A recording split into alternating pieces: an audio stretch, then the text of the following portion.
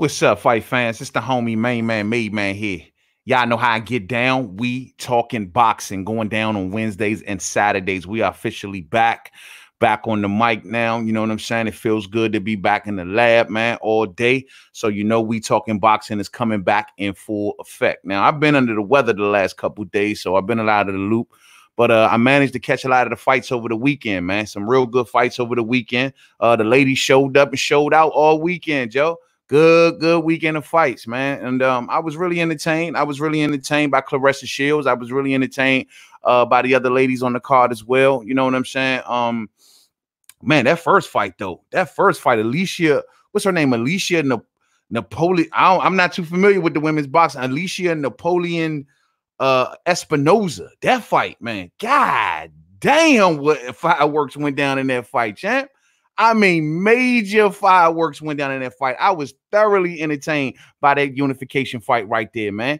Man. What a fight. Fought against the girl, Ellen Sater-Roos. I think that's her name, man.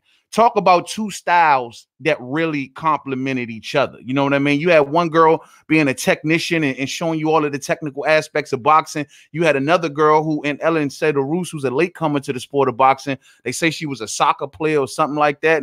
But she's an athlete. She's clearly an athlete. She's big. She's strong. You know what I mean? And her timing basically beat the speed, in my opinion, of Alicia Napoleon Espinoza. I just love saying that name, Alicia Napoleon Espinoza. It just like rolls off the damn tongue. You know what I mean?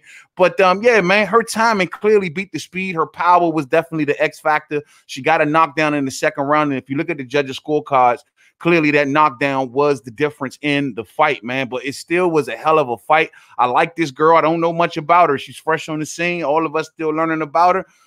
They asked her if she wanted to see Claressa Shields, even though this fight went down at 168. The girl say, nah, she don't want no smoke with Claressa. She says she want to stay at her weight class, fight a little bit more, and hopefully gather the rest of the belts. And from what I understand, the other unified champion, the one that's calling out Claressa Shields, she is now saying that she wants to go after Sater-Roos. You know what I mean? What's her name? Alejandra Jimenez. She's the 168 unified champion. She's calling out Sater-Roos, but she's also calling out Claressa Shields, man. I want to see Claressa Shields just fall back, truth be told, fall back and let them mix it up and she get the winner, because I think the winner comes out undisputed, if I'm not mistaken, right? So let her get the winner. Hold on, fight fans. Let me get right in front of y'all. Hold on.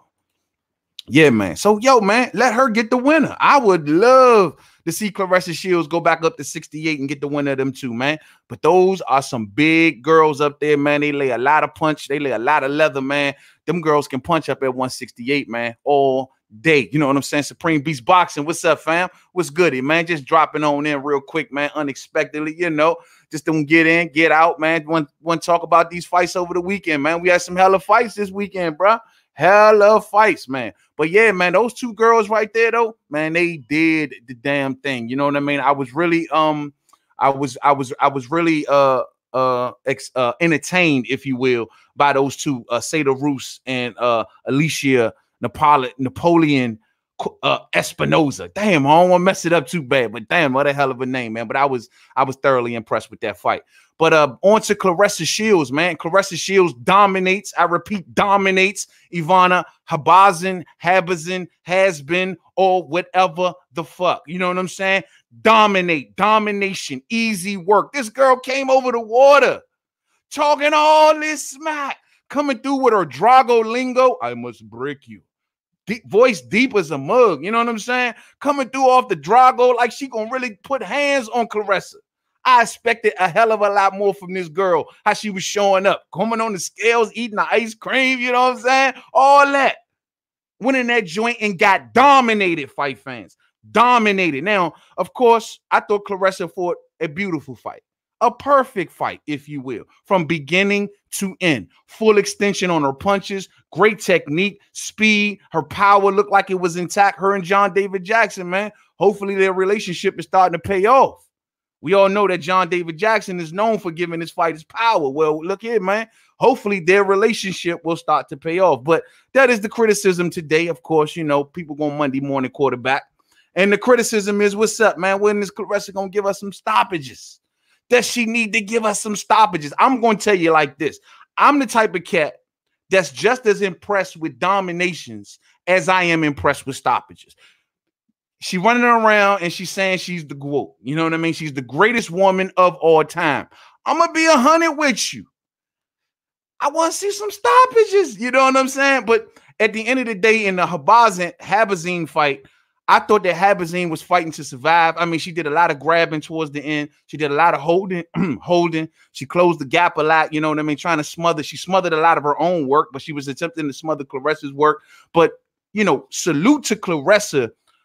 Her jab, for the most part of this fight, full extension on punches. Right hand coming, full extension.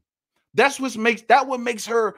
Don't get it twisted out there, fight fans. Like, she can't stop opponents. This girl tonight the other night would have been stopped. But that girl did a lot of grabbing. She did a lot of holding. She knew how to survive. You know what I mean? And she was not going to get KO'd by Claressa Shields. She would have looked like a straight up ass if she'd have got all that she was doing in the buildup to get KO'd. Not to mention the whole thing that went down with her trainer, Mr. Bashir, and all that, you know. So she ain't want to get KO'd by Claressa. Wasn't going to happen. You know what I'm talking about? Wasn't going to happen. I got Chin Smoke in the building. Salute to you, fam. Salute to you. Supreme Beast Boxing Talk says that we went to the fight and seen it in live action. Hashtag Masterclass Boxing all day. Man, I wanted to go to that joint, man. Right up in AC, man. Damn, I wanted to go to that joint, dog. Real talk. I hope you had a good time, man. Hope you had a good time. It was a masterclass, man. She boxed that girl beautifully, full extension on her punches, good footwork, good defense, and she carried her technique all the way to the end of the fight. As for Habazin, you whatever you want to call her, you know what I mean? She didn't. Right about round 6, man, she wasn't even there no more, man. She was just flopping all over the ring and grabbing and holding and just looking just like an amateur, looking like a novice. This girl was, I'm shocked that this girl is undefeated. And I ain't trying to be funny because beyond the 6, she was done. Like done. This is like the biggest fight of your career. This is a breakout fight. And you come and you done after about the 6. I got Stephen Gannon in the building. Salute, fam. What's up, man? Sean Newton in the building. What's up with you, man?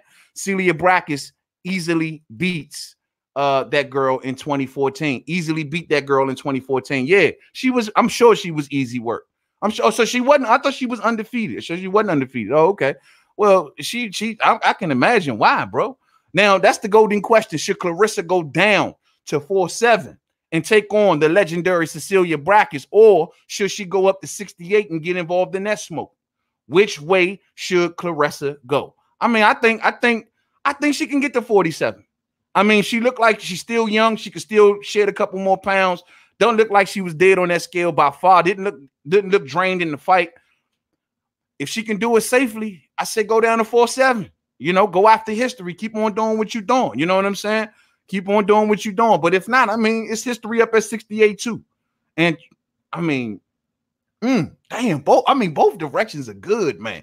I like that Say the Roos girl, man. That Say the Roos girl came through that thing like the Terminator, bro. I don't know. Her and Claressa, boy, that'd be fireworks, man. That'd be fireworks. Either way, her horizon is open. She got options now, and it's good to see Claressa Shields in a position where she has options. You know what I'm saying? She got options. So, yeah, man, showtime, man. Good job. I'm glad they put her on. You know what I mean? She headlined her own card. Claressa Shields is leading the charge when it comes to women boxing, fight fans, you know. And I'm going to say this before I move on, because I attempted to do this in video form. I want to say, look, man, the ladies, stick together. Go for y'all cause. Fight for it. You know what I mean? I want to see more of the ladies.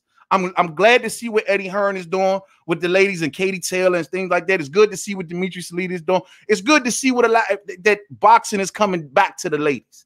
The ladies deserve a lane, fight fans.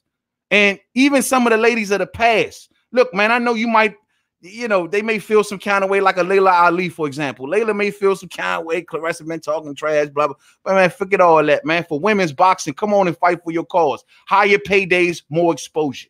All day. You know what I mean? Salute to Claressa Shields, man, and a very, very impressive performance, man. Very impressed, man. So we're going to move on to the next topic. I'm not going to hang out too long, so I'm going to kind of move through these very fast. Now, this one is fun, neat. What the hell happened right here? What the hell happened right here? I thought Jesse Hart was going to go in there and smoke Joe Smith. He said he going to do it for B-Hop. He come in there with the executioner mask on, with the little mask on. He throwing the throat slash, the whole nine. I mean, he got us all hyped up. He got Philly riding. You hear me? Philly riding. Philly was in the building. Just for him to get up in that ring and to fight the way he fought. Now, don't get me wrong. We all expected he going up to 175, so we knew that, you know, and we know the way that that Jesse Hart fights. We seen the Sullivan Barrera fight. We knew the talk. That's why when we heard Jesse Hart talking in a fashion like he was going to try to go in there and stop Joe Smith, first thing I said, you know what I mean, salute to my brother Monty. I was on his stream and I said, yo, that dude better put some rounds in the bank before he think about trading with Joe Smith.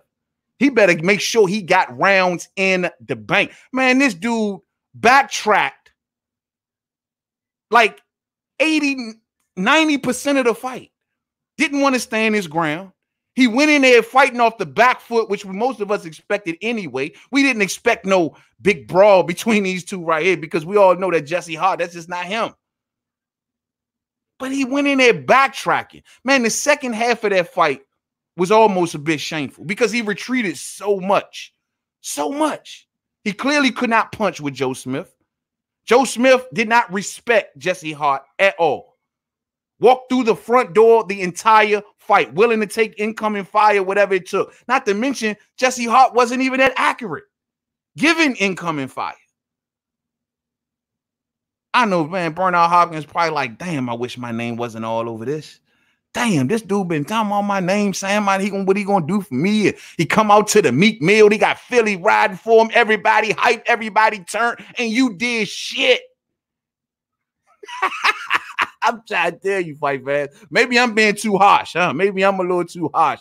Nino Brown, I got DMV in the building. Salute to the DMV all day. You know what I'm saying? All day.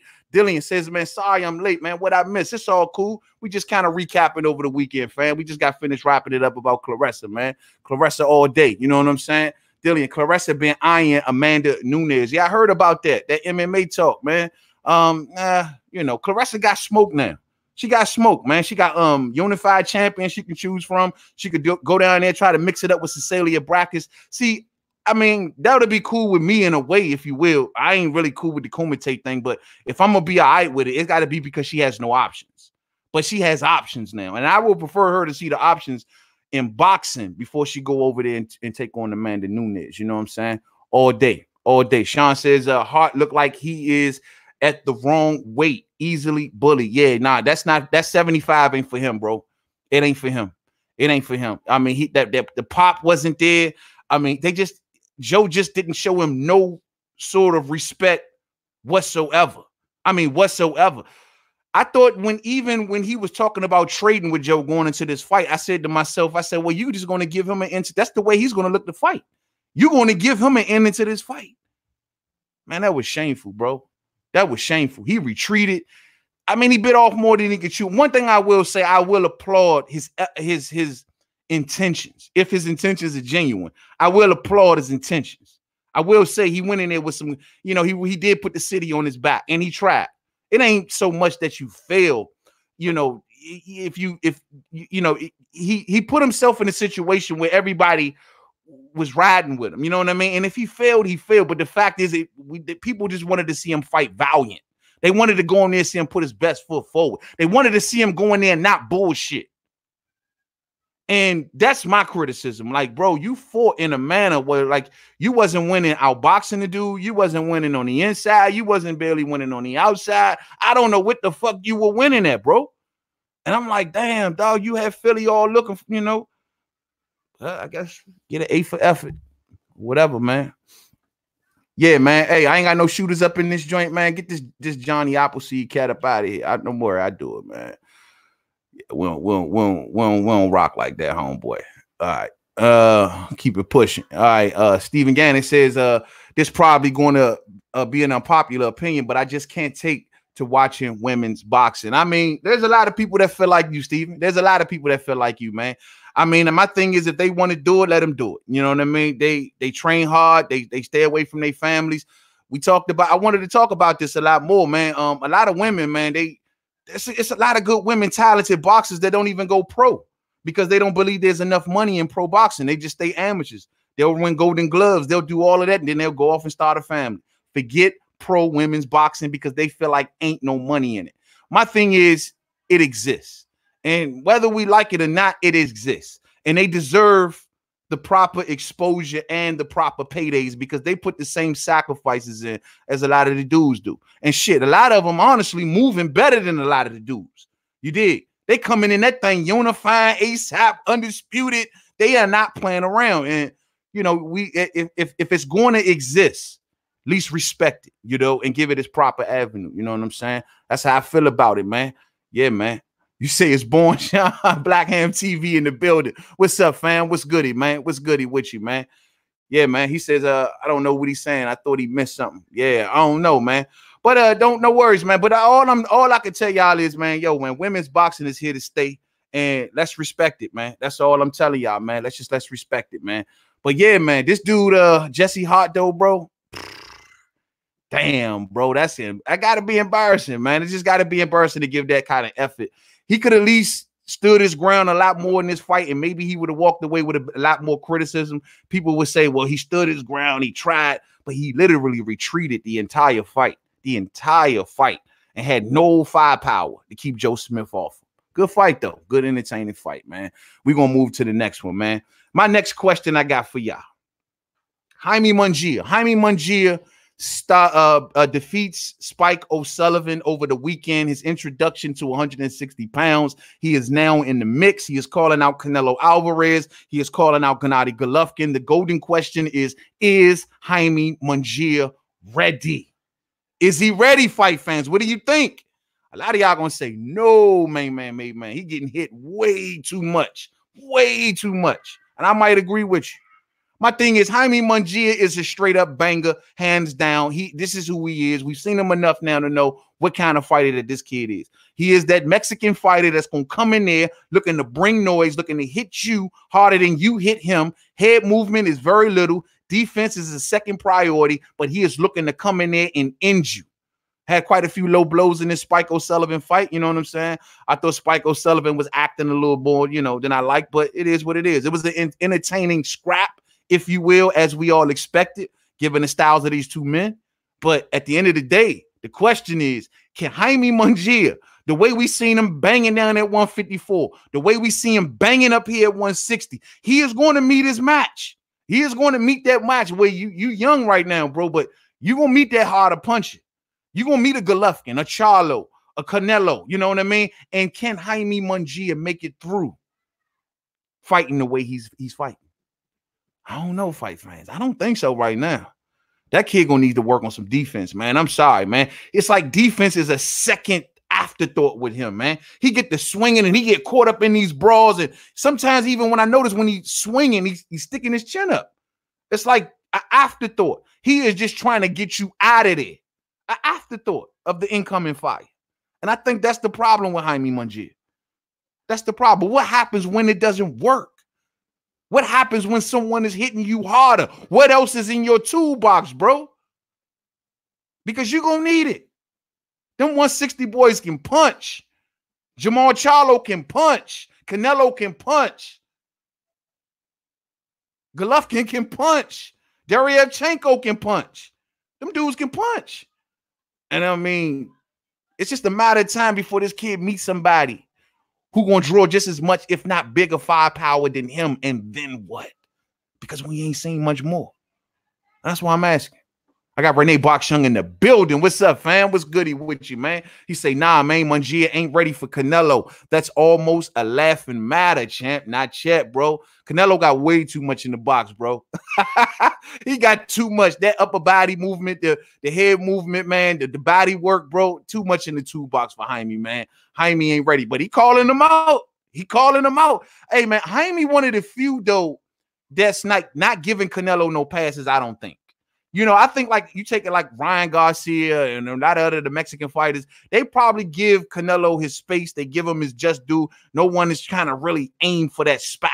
But I don't know. I think in Jaime Mungia's case, he going to go for it. You know, I remember when Canelo Alvarez came out and said he's not fighting other Mexican fighters, right? Shit, that ain't Jaime Mungia. Jaime Mungia want that throne. And I got a feeling that Jaime Mungia, he gonna come smack at Canelo, man. He gonna come smack at Canelo, but I don't think he's ready. I got John Lay Jr. in the building. I got John Lay Jr. in the building. Let me see. Let me see. Let me see. Let me see. Let me see. Supreme Beast Boxing Talk said Spike looked like the butcher from the gangs in New York. No bullshit. Hey, he looked like, hey, bro, I don't know which one of them Mike Tyson punch-out characters it is, man. They had the mustache, bro. They had the mustache hook, man. That's Spike all day, bro. They should put Spike O'Sullivan on definitely some sort of Mike Tyson punch-out type game. He is like the best. He's a character, dog, all day. He a character, but he was faking in that fight, man. Them low blows couldn't have been hurting that much. Spike the Butcher O'Sullivan, huh? Nino Brown Boxing. If Jaime fought better competition at 154, he'd be ready. So you don't think he got battle tested enough at 154?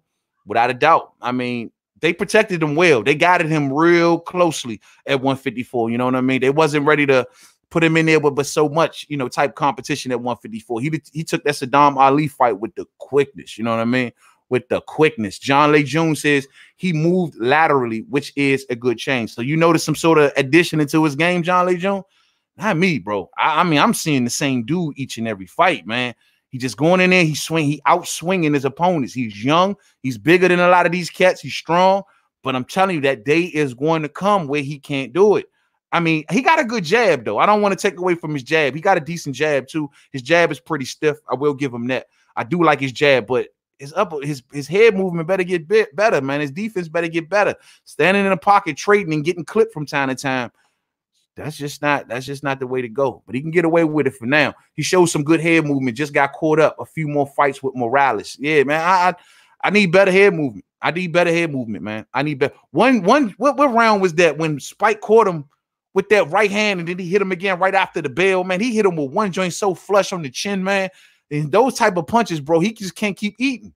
He's eating punches like this every fight. It's just that these dudes don't got the pop or the power to put him down.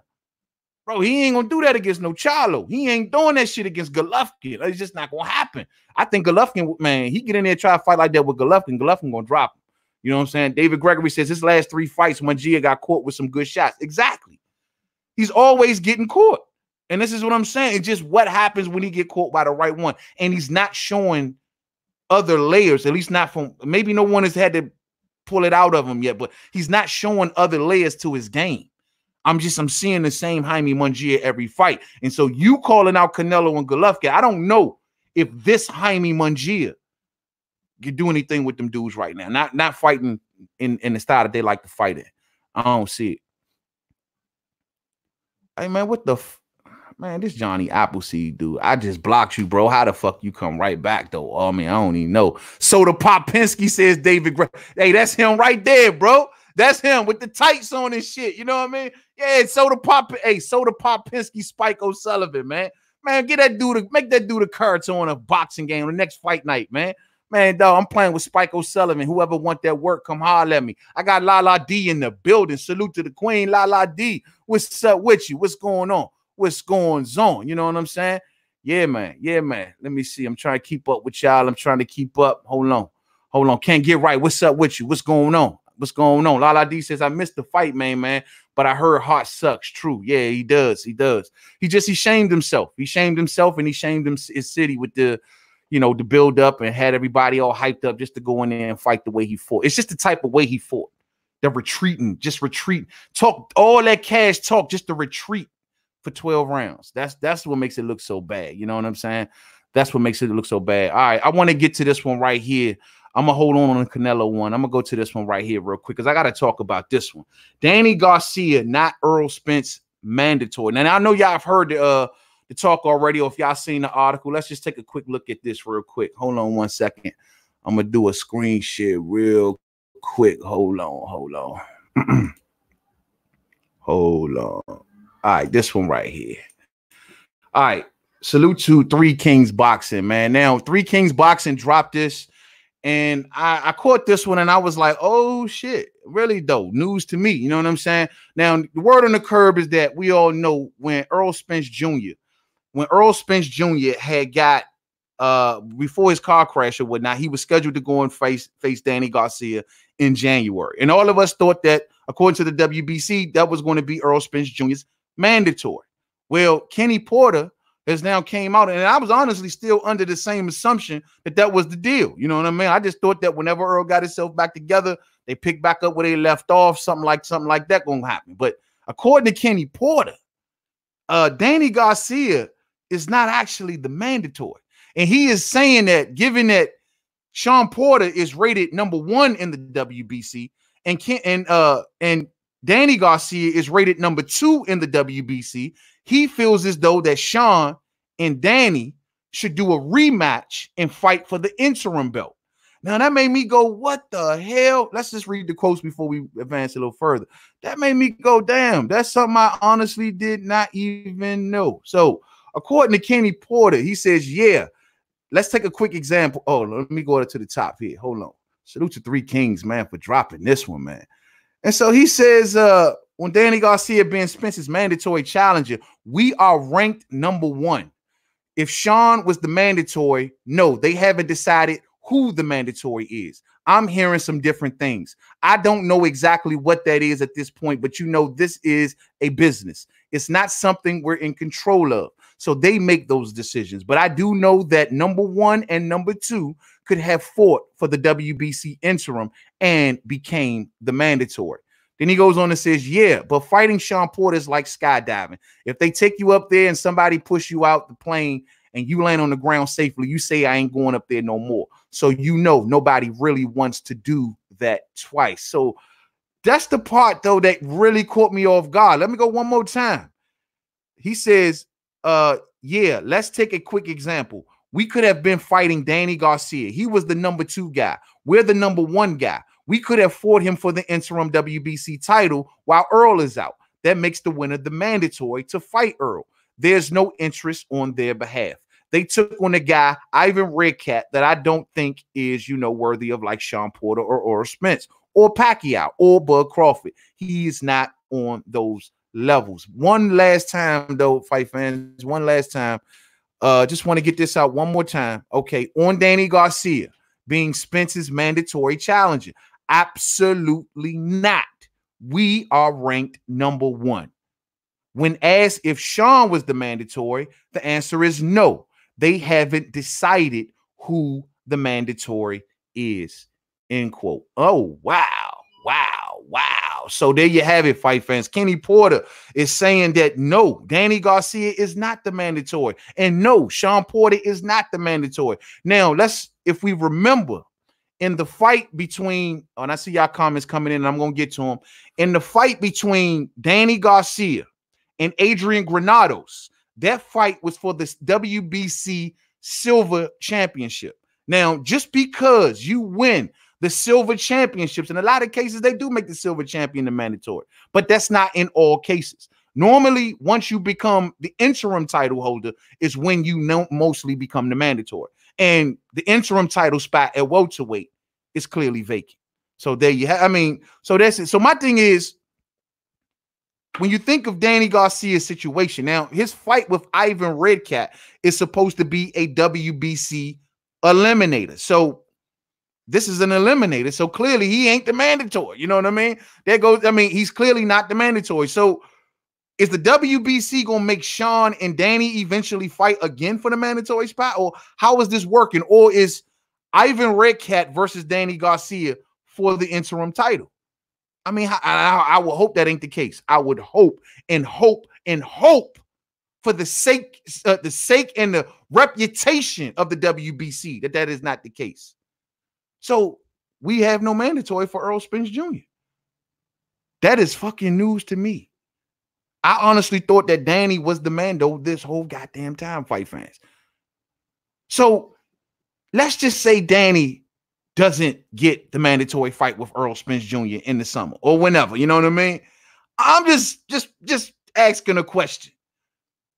Who tripping if Danny then, he looks and says, well, I can't fight Earl. I can't fight Manny because Manny wants to go and fight Mikey. Earl may fight his IBF Mando, or Earl may take a soft touch, whatever the case may be.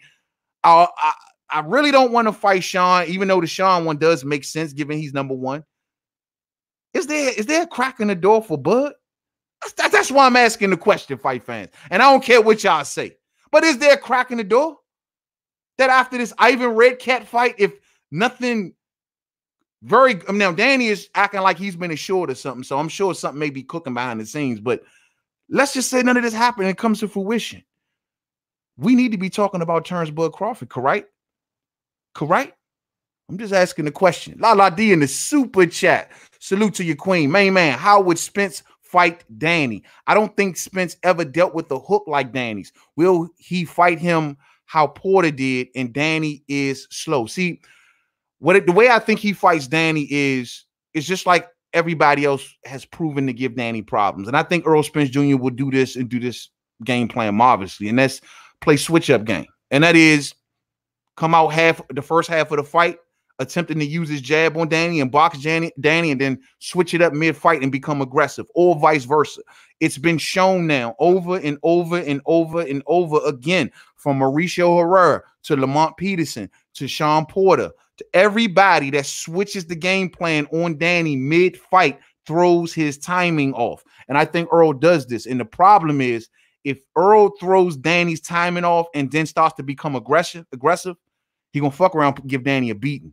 I'm trying to tell you. I mean, I'm being 100, and I don't think stylistically that's a good fight for Danny. I actually think to the contrary, I don't think that's a good fight for Danny, because Errol can do everything that needs to be done to beat Danny, and he can do it well.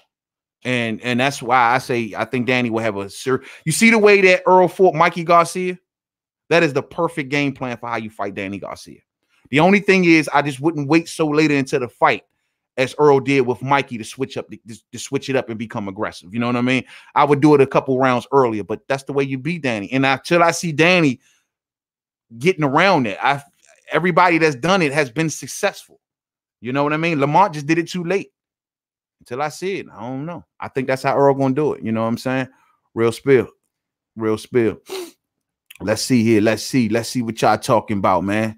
Yeah, man, this news about the mandatory, though, dog. That's crazy, man. Someone needs to hit Johnny Appleseed with a wrench treatment here. Spamming like, yeah, man, hey, I ain't got no wrenches in the building. La D, I know you got a wrench. Somebody hit Johnny Appleseed. I didn't block the dude literally like 2-3 times. I don't know if he keep making accounts or whoever that is, making some sort of accounts and spamming up the chat, man. But get his ass up out of here, man. You know what I mean? I didn't literally block them like 3 times. You know what I'm saying? That's crazy as hell, Joe. God damn, they be some determined 2020. Look at this shit. This dude up in this joint putting straight. Oh, man. Bro, these 2020 trolls is off the chain, champ. They are so determined, man. Look at this. I'm going to block him again and see what happens, man. Good gracious. How many times I got to block this dude? Hey, YouTube, help me out, man. Stop playing. Young Jeff. He says, you see when Wilder and Fury 1 ended in the draw, the WBC called for an immediate rematch. Yeah, the WBC, man, you know, they be moving to their own beat, man. And this is why you got to honestly drill down on the facts when it comes to the WBC, because you don't know what the hell really going on. You know what I mean? You truly don't really know what the hell going on. Let me do a quick screen share just for everybody can see for themselves so we can know exactly what Kenny Porter is talking about. And that is the rankings with the WBC. And at welterweight, we clearly see Errol Spence Jr. being the champion, Sean Porter being the number one contender, as you see, and number 2, Danny Garcia. Here's a surprise, though. Number 3, Yordanis Ugas. Will they make a Yordanis Ugas versus a Danny Garcia to determine the mandatory? I don't know. And see, and another thing to all of my Errol Spence Jr. to Spence Nation out there, let me get a rap with y'all for a minute. Let me get a rap with Spence Nation for half a second. Hold on for a minute, young Jeff. Now, Spence Nation, let me holler at you. Now, I listened to Kenny Porter when they asked Kenny Porter about, you know, what's going on with Bud Crawford. And according to Kenny Porter, he says that Sean Porter is no longer really kind of thinking about the Crawford fight. He more so focused on the Errol Spence Jr. fight. And, you know, it's not so much that Sean doesn't want to fight Crawford. It's just that he will prefer to fight other fighters. So there you have it. So not only do we got nothing from Sean Porter saying he want to fight Bud, but we also now got the father that everybody was running around saying, oh, it was Kenny Porter saying it. He's now telling you, well, Sean prefers the Errol Spence Jr. fight. Sean is in a golden position. A golden position, number one WBC. So is Danny Garcia, number one in the WBO, where Bud Crawford is the champion. Funny. So if Danny Garcia, right, doesn't get the Errol Spence Jr. fight, because he's not the mandatory.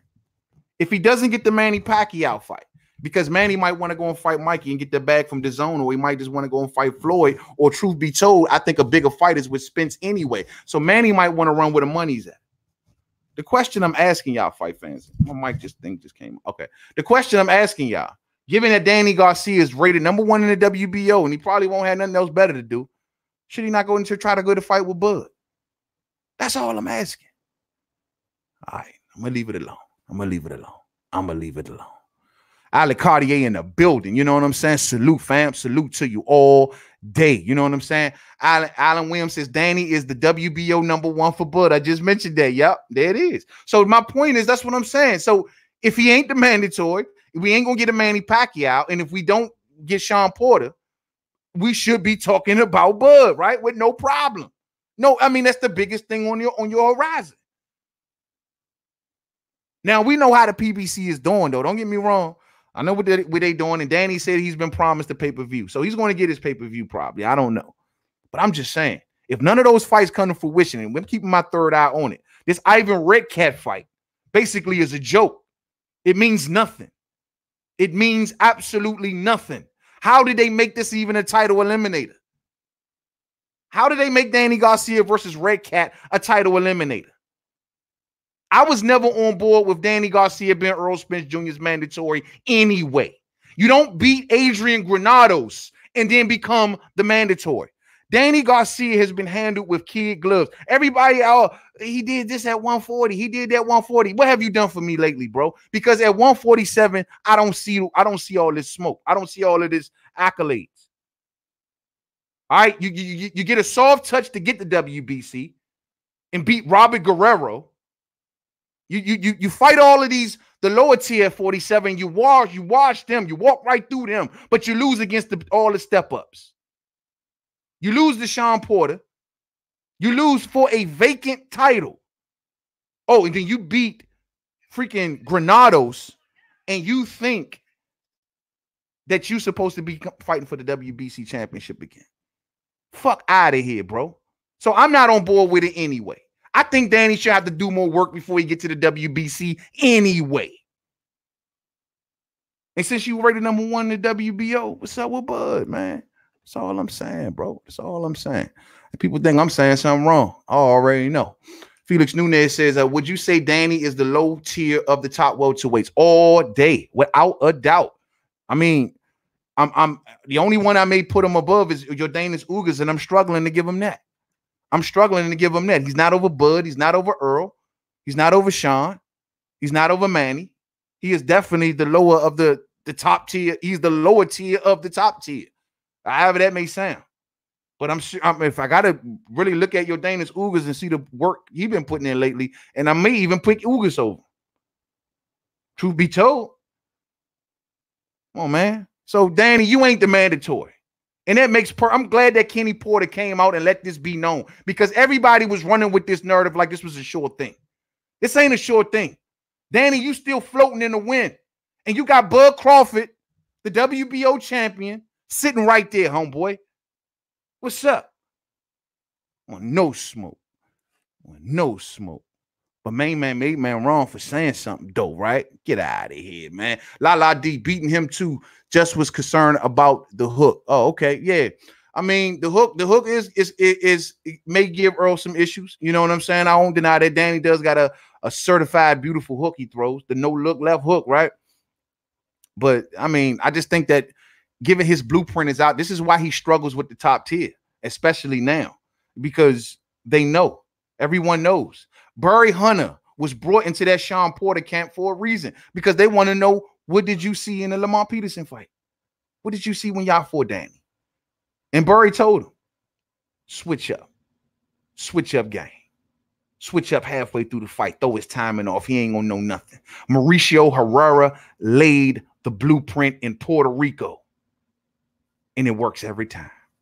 It works every time. You know what I'm saying? Young Jeff say, yo, Spence hollering about no tune-up. Shit. Danny is a tune-up for Spence. Yeah, you're right. You're right. That's probably why he feel easy, confident to take on Danny coming back. Like Danny's flat-footed. You're going to see his punches coming. Put full extension on him. Box him for half of the fight.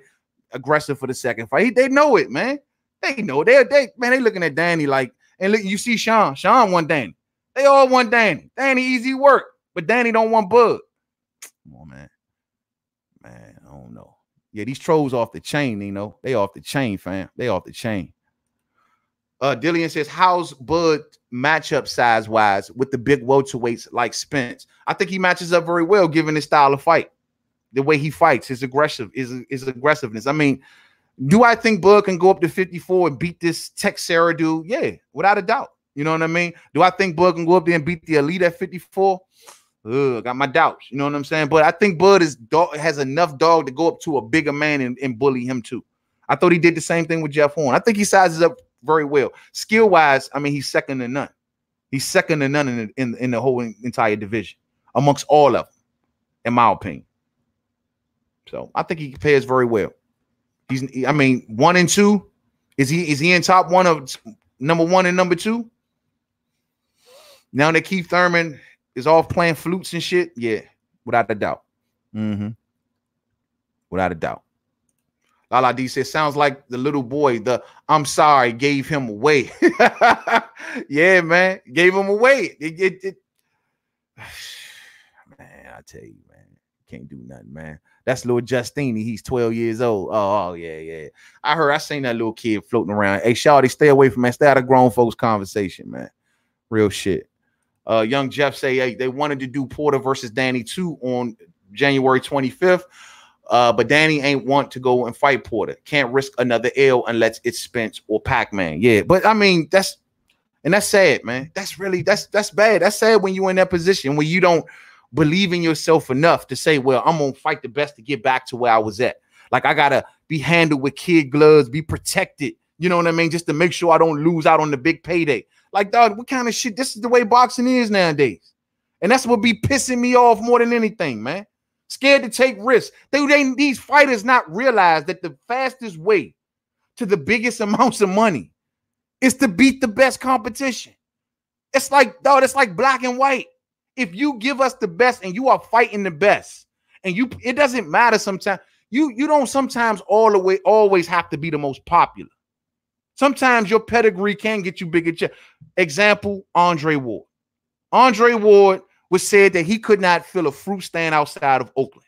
Yet when Andre Ward fought Sergey Kovalev, he took Sergey Kovalev to the cleaners.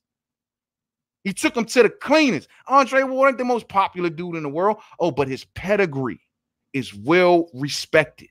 Him being number 1 pound for pound is well respected. Him not ducking smoke, him going up to fight the so-called boogeyman was well respected, and it garnished, it showed in his fight purse, in his negotiations. Sometimes you just get in there and you fight. You fight and you beat the best, and they got to see you. And that's what I don't be getting, man. And here, Danny, oh, I can't get in there with Bud. Oh, no. I can't get in there with nobody that's going to mess me up, mess up my route to this big fight over here. I can't mess that up. Danny, you ain't done shit at welterweight, cuz. You ain't done nothing. I'm saying, fight fans. I'm saying. Yeah, Ugas and Danny would be awesome, says Renee Box Young. All day.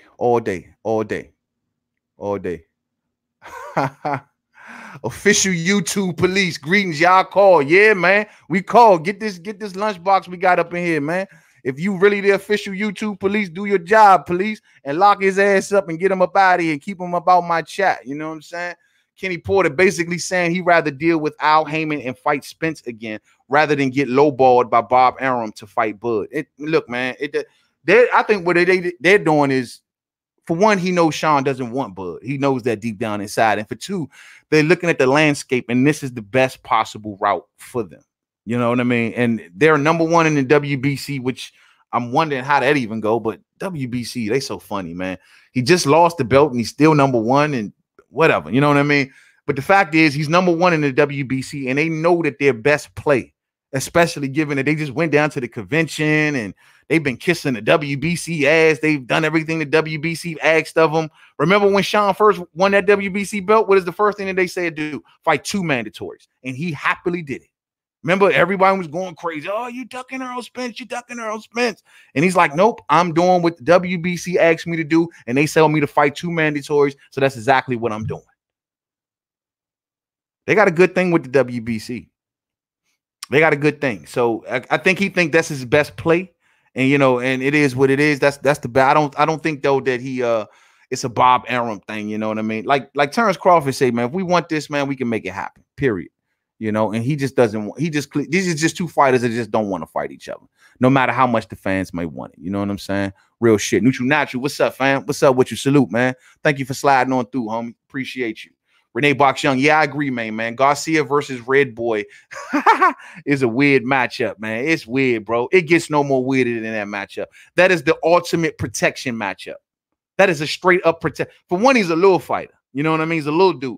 That is the ultimate protection matchup. That's all that is. I understand Earl got hurt, short notice. I get all of that, you know, but we could have done better than this. I think your Danish Ugas has a fight coming up, but I'm sure Ugas would have loved to took a fight with Danny Garcia. The number 2 and the number 3 going at it. And then we could have had a conversation about Danny being the Mando. Because it would have looked like he earned it. So, like I said, salute to Kenny Porter for bringing this out the bag. He is not the Mando, and if he beats Ivan Redcat and becomes the Mando, WBC, you got some explaining to do all day. You know what I'm saying? Real spill, man. So I think we covered. Oh, I want to, before I get out of here, I want to say one more thing. Stevie Nelson, man, he looked good, man. This was his big coming out party over the weekend. He looked good, man. He outboxed this dude. He did everything. Everything he did, I don't have no bad criticism on him, other than you know, defense could be a little bit more tighter. But this was his big coming out party. I'm hoping to see a lot more from Stevie Nelson, man. Hoping to see a lot more. There, a lot of people been talking highly about this dude, so I've been dying to get some eyes on him. I finally got some eyes on him. So far, so good. Let's see what happens when he steps up in competition. You know what I'm saying? And I'm going to leave it right there, man. Much love to all of y'all. This was more so a weekend recap, man. I was entertained this weekend by the fights, man. Salute to the GWOAT, Clarissa Shields. But, hey, GWOAT, we need to see some knockouts, GWOAT. You know what I mean? I'm just saying it's cool to say you the GWOAT, but it would look better to say you the GWOAT and you coming off like 3 straight knockouts. You dig what I mean? That's all I'm saying. Not saying it has to happen. I'm just saying it would be a better look if it did. That's all I'm saying. You feel me? But yo, man, good salute to the GWOAT, man. All the ladies that fought over the weekend, man. All the people that had their breakout parties over the weekend, man. Great weekend of fights. We are getting closer to Wilder and Fury 2. We gonna get litty for that particular fight. We getting very, very close, man. We Talking Boxing is now officially back, fight fans. As you see, I got all my setup back, so I'm glad to be back on the mic again, man. First episode going down this particular Wednesday. All day. Salute to you all. Thumbs up on the way out if you didn't hit it on the way in, man. We're going to shut it down right here, man. Y'all get ready to go to work tomorrow, man. You know what I mean? It's Sunday night, so you know you got to go to work tomorrow. So this is what you're going to do.